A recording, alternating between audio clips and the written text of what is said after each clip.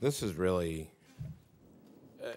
I am concerned that here for a number of reasons that are all pretty apparent. One thing I'm concerned about is that we do not have our colleagues, our Republican colleagues here, because I know that there are for-profit, and I think every witness has acknowledged this. It would have been nice to have had a witness from the other, I don't know, to represent the for-profit schools, because there are for-profit schools in Minnesota that do a great job. There are others around the country that do a great job, and I think you've all acknowledged that. But this is all very, very sad, because we have two victims here. One is the taxpayers, and I'd love to know how much do taxpayers eat because of for-profits. But the victims are also, and the students, and students like Mr. Schmidt. So we are talking here about trying to be fiscally responsible. My wife, father died when she was 17 months old, and leaving her mom widowed at age 29 with 5 kids, 4 daughters. Every daughter went to college, and they went on combinations of Pell Grants and scholarships. So there's no bigger champion of Pell Grants than me. So I want our Pell Grants to be used properly. And I want to be a good fiscal steward. So this actually enrages me. And at the same time, I wish the for-profit industry was here. And I don't understand why good players in this business don't want to weed out the bad actors. The bad actors who are saying, let's recruit, here's a list of qualities to look for: low self-esteem, being abused. That's who we're trying to recruit. That's a recruiting document. Why aren't the good actors working, here helping us weed out the bad actors and help the industry improve itself? How much, does anyone know how much the taxpayers eat because of for-profits? Does anyone have some kind of estimate? How much is costing? I mean, we are trying to balance the budget here. We are trying to reduce our deficit. Oh, we know how much federal student loans and Pell Grants go to students attending for-profits, and we know the default rates, but we don't necessarily know then what share of the Pell Grant dollars are being wasted. 1 in 4 Pell Grant dollars now go to students attending for-profit colleges. Some of those Pell Grants are creating opportunity, but clearly many are not. One statistic that career colleges, for-profit colleges with default rates over 40% received $217 million in Pell Grants in 2009, and I'm sure more last year. So that gives you some indication, and certainly before we start cutting Pell Grants more, we just reduced Pell Grants by $4 billion in the budget agreement last year.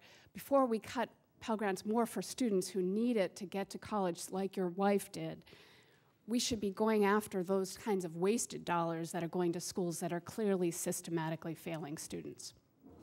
One reason we don't have a good answer to that question is that calculating the cost of student loan defaults is complicated and depends on which accounting you use, how you account for that. There was a recent report written by the for-profit sector that tried to compare the cost to taxpayers of public institutions and for-profit institutions, and you should read that with caution, because there the cost of defaulted loans is 0, and there's some overcounting of some of the taxpayer subsidies to public institutions. So I think having a good answer to your question would be an important task.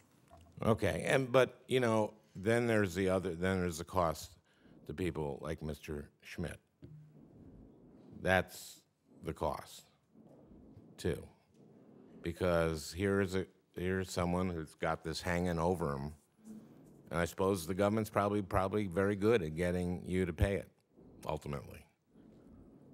So here you are. Now, Kirkwood, how far away was Kirkwood from your home? I would assume, I think it's in Cedar Rapids. I'm assuming Cedar Rapids is 45, well, Cedar Rapids was 45 minutes away. So in retrospect, you would have... In retrospect, yes. You would have gone to Kirkwood. Yes. Okay. Now, you're 27 years old, so this is why someone made the point that you don't have parents who went to college or you don't have good counselors. Well, 27-year-old, you were a father too, right? Yes. Two boys, two kids. Two kids.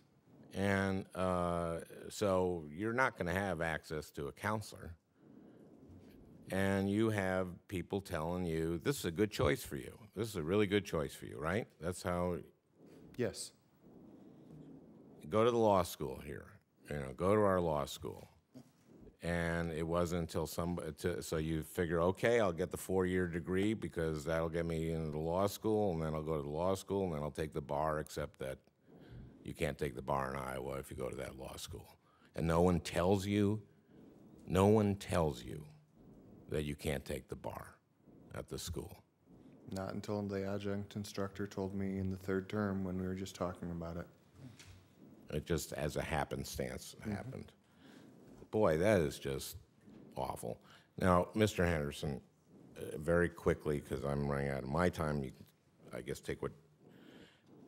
there are some people who argue that this is, that if you're going to crack down on these for-profits, which spend $3,000 a year on education as opposed to a public nonprofit $7,500 as opposed to a private nonprofit $15,000 a year on education.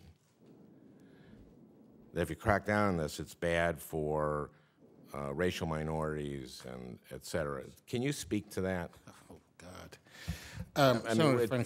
First say the reasoning, because and that they use, and then answer it if you would. Yeah, there's a very cynical hypocrisy that goes into a statement made by some for-profit institutions that by supporting even modest regulation, you are somehow curbing opportunities for racial minorities.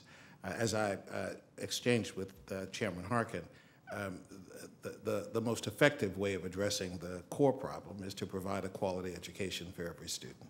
We're striving to accomplish that goal.